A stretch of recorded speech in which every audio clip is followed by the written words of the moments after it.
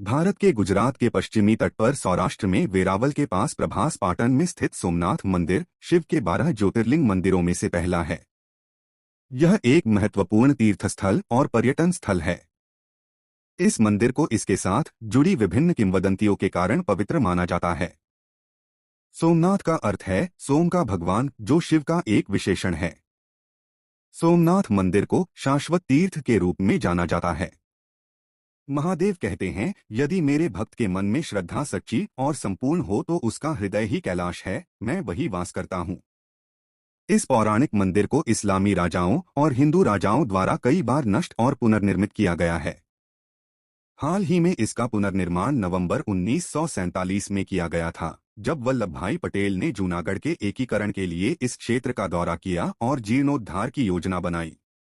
पटेल की मृत्यु के बाद भारत सरकार के एक अन्य मंत्री कन्हैयालाल माणिकलाल मुंशी के अधीन पुनर्निर्माण जारी रहा। यह भी माना जाता है कि यही वह स्थान है जहां कृष्ण ने पृथ्वी पर अपनी लीला समाप्त की थी और अपने स्वर्गीय धाम के लिए प्रस्थान किया था। सोमनाथ स्थल त्रिवेणी संगम, 3 नदियों कपिला, हिरण और पौराणिक सरस्वती नदी का संगम होने के कारण प्राचीन काल से ही एक तीर्थस्थल रहा है। ऐसा माना जाता है कि चंद्रदेव सोम ने एक श्राप के कारण अपनी चमक खो दी थी और इसे पुनः प्राप्त करने के लिए उन्होंने इसी स्थान पर सरस्वती नदी में स्नान किया था।